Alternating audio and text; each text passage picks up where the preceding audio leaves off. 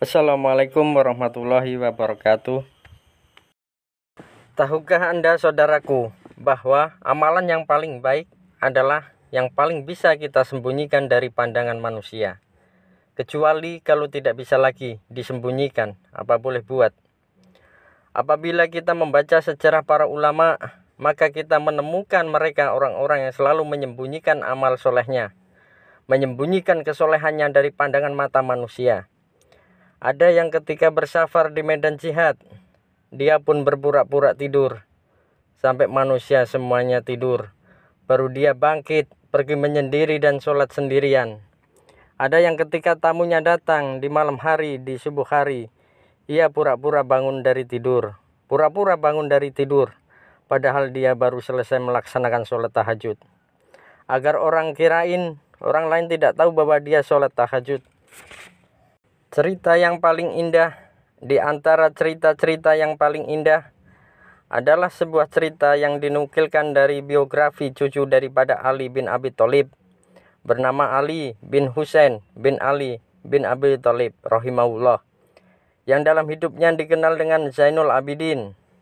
Ketika di kota Madinah, di waktu beliau hidup, orang-orang miskin kota Madinah sering sekali pagi hari menemukan makanan di depan pintu rumah mereka. Dan mereka tidak tahu siapa lelaki misterius yang selalu membagikan makanan di kegelapan malam. Dan itu menjadi teka-teki yang tidak terjawab.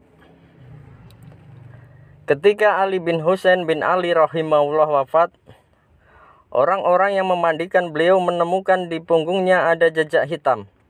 Di bahu beliau ada jejak menghitam.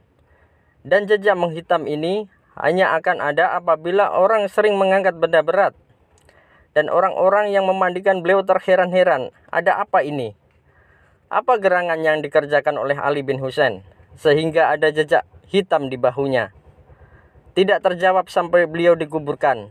Berjalan beberapa waktu setelah wafatnya Ali bin Husain, orang-orang fakir kota Madinah tidak lagi menemukan, tidak ada lagi lelaki misterius yang membagikan makanan di malam hari. Fahamlah mereka bahwa yang membagikan makanan itu adalah Ali bin Husain rahimahullah. Subhanallah, orang tahu kesolehannya. Setelah dia meninggal dunia, setelah dia bertemu dengan malaikat maut, setelah ia terbujur di alam barzah, orang baru tahu ternyata dia yang melakukan itu. Adapun kita, dengan keimanan kita yang dangkal dan ilmu kita yang tidak seberapa, telah membuat kita angkuh di hadapan banyak orang, telah membuat kita merasa pandai dari semua orang, telah membuat kita yang katanya harus didengar, tidak boleh ditolak, dan semua itu adalah jebakan syaitan dalam amalan seorang insan.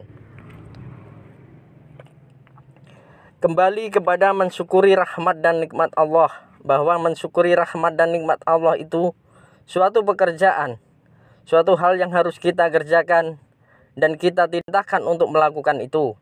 Dan ketahuilah, di antara rahmat dan nikmat Allah yang paling besar adalah diutusnya Rasul. Tanpa Rasul, kita tidak mengerti bagaimana jalan ke surga. Tanpa Rasul, kita tidak mengerti bagaimana meraih ridho Allah. Tanpa Rasul, kita akan kewalahan menentukan mana yang baik dan mana yang buruk. Tanpa Rasul, kita akan kewalahan menentukan mana yang hak dan mana yang batil. Karena logika manusia, akal manusia, kejeniusan manusia tidak akan mampu mendatangkan risalah seagung risalah Islam, selengkap risalah Islam, sekomplit risalah Islam.